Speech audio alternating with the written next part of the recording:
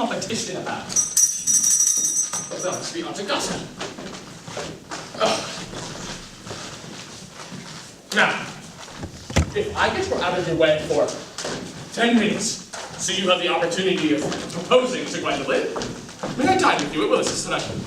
I suppose if you want to. Oh, but you must be serious about it. Nothing annoys people more than not being serious about dining. Thank you, Lady.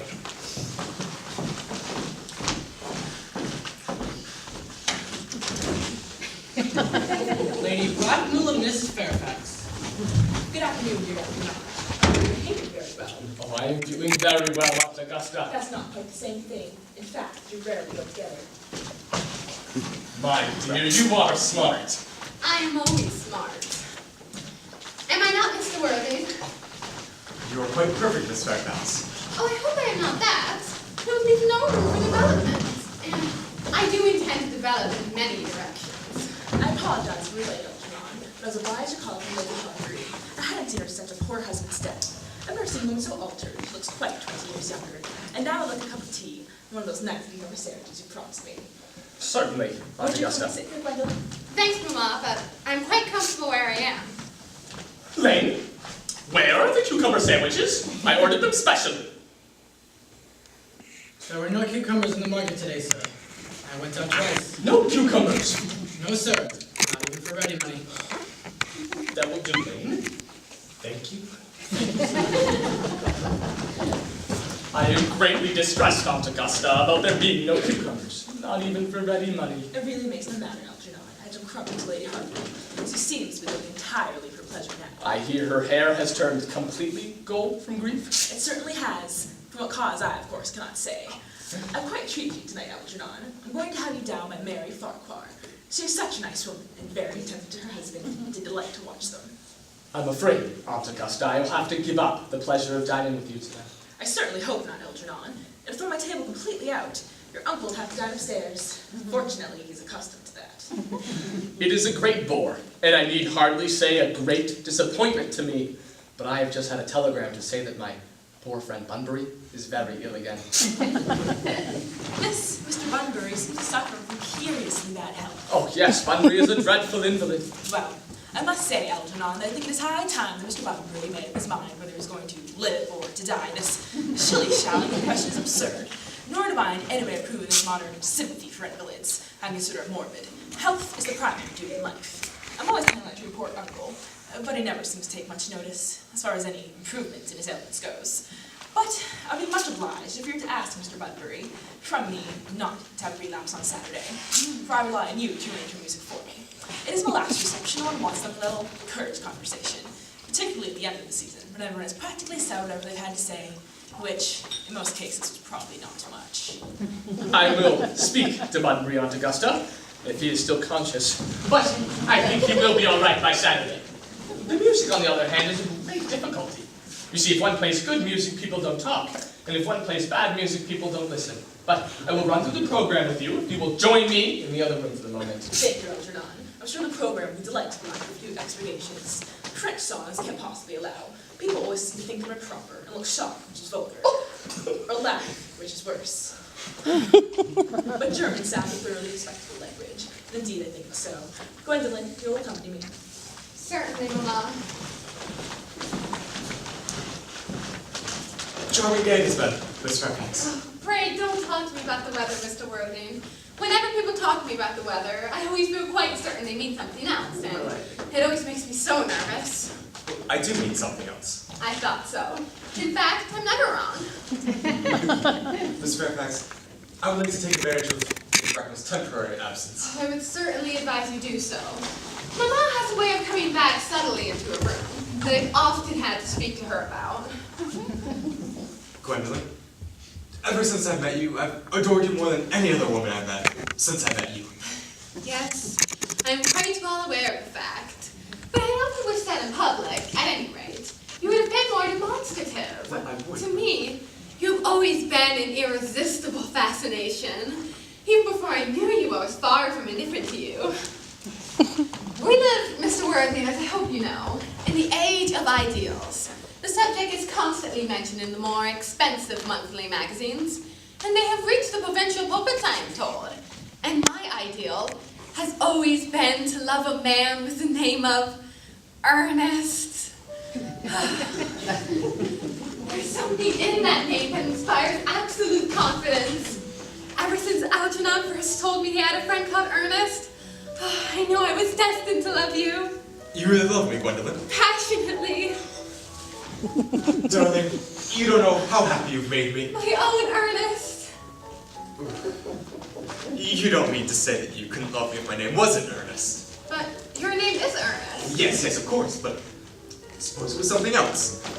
You couldn't love me then. But that is clearly metaphysical speculation. And like most metaphysical speculation, it has very little reference to the actual fact of life as we know them. Yes, but darling, to speak quite candidly, I don't much like the name of Earnest. I don't think it suits me. It suits you perfectly. It is a divine name. It has music of its own. It produces vibrations. Really, Gwendolyn, I think they're much more charming names. I think Jack, for instance, a charming name. Jack. No, there is very little music in the name Jack. Look at all indeed. It produces absolutely no vibrations. I have known several Jacks, and they all, without exception, were more than usually plain. Besides, Jack's a notorious domesticity for John. Ugh. And I pity any woman married to a man called John. She probably would never be allowed to know the entrancing pleasures of a single moment's solitude. The only real safe name is Earnest. Gwendolyn, I'll get christened at once. What?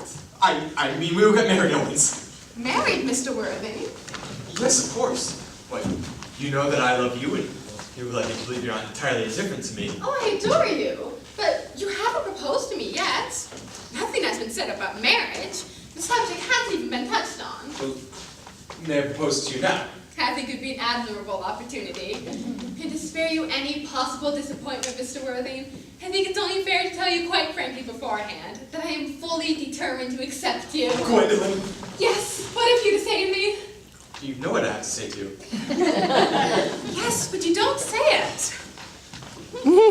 Gwendolyn, will you marry me? Oh, of course I will.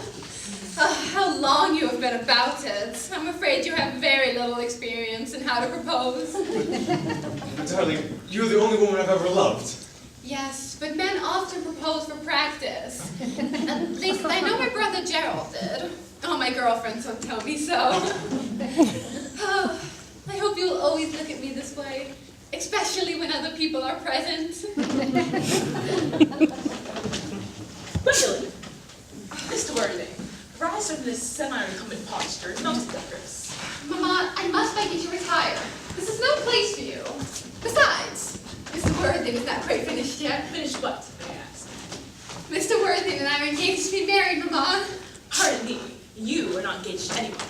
When you are engaged, I, or your father, should as health permit him will inform you of the fact. An engagement should come to a young girl as a surprise, pleasant or unpleasant as the case may be. It is hardly a matter that she should be allowed to arrange for herself. And now a few questions put to you, Mr. Worthing. While I'm making these inquiries, you, Gwendolyn, are waiting below in the carriage. Mama! In the carriage, Gwendolyn. Gwendolyn, the carriage. Yes, Mama. You may take a seat, Mr. Worthing. I prefer to stand. Thank you, Lady Bracknell. I'm about to tell you that you are not down my list of eligible young men. However, should your answers prove merely affectionate mother requires, your name be put down. Do you smoke? I must say I do. I'm pleased to hear it. There are far too many idle men in London as it is. How old are you? I am 29. A very good age to be married at. I've always been of the opinion that a man who desires to get married should either know everything or nothing. Which do you know? I know nothing, Lady Bracknell? I'm pleased to hear it. I don't approve of anything that tampers with natural ignorance. Ignorance is like a delicate, exotic fruit. Touch it and the bloom is gone. This whole theory of modern education is radically unsound. Thankfully, in the city at any rate, education produces no effect whatsoever. If it did, it would likely lead to acts of violence in the square. What is your income? Between 7,000 and 8,000 a year. In land or in investments? Investments, chiefly. That is satisfactory. What between the duties expected of one during one's lifetime and exacted from one after one's death Land is ceased to be either a pleasure or a profit. It gives one position and prevents one from keeping it up. That's all can be said about land. Well, I do have a house in the country with some land attached to it, of course. About 150 acres, actually. Oh, but I do not use that for my real income. In fact, the only ones that make anything off of it are the poachers. You said you had a country house. How many bedrooms? Well, that point will be clear afterwards. You have a townhouse, I hope. A girl of sweet, unspoiled nature like Gwendolyn could hardly be expected to reside in a country house. Well, I do have a townhouse, but it is let out by the year to Lady Bloxham. But I can get it back anytime I want at 6 months' notice. Lady Bloxham, I don't know her. She goes out but little. She is considerably advanced in years. Ah, nowadays there's no guarantee of respectability of character. What number in the square? 149. The unfashionable side. I thought there was something. However, they can easily be altered. The fashion or the side? Both, if necessary, I presume. What are your politics? Well, I don't really have any. I'm a liberal unionist. Oh, they count as Tories. They dine with us, or come in the evening at any rate. Now to minor matters. Are your parents living? I have lost both my parents. To lose one parent, Mr. Worthing, may be deemed as misfortune. To lose both looks like carelessness. Who was your father? He was evidently a man of some wealth. Was he born of the radical papers called the Purple of Commerce? Or did he rise to the ranks of the aristocracy? Well, I'm afraid I don't really know. I said that I lost both my parents, but it's closer to the truth to say they seem to have lost me. I don't know who I am by birth. I was found. Found? Yes, the late Mr. Thomas Cardew, a man of very kind and charitable disposition, found me and gave me the name of Worthing.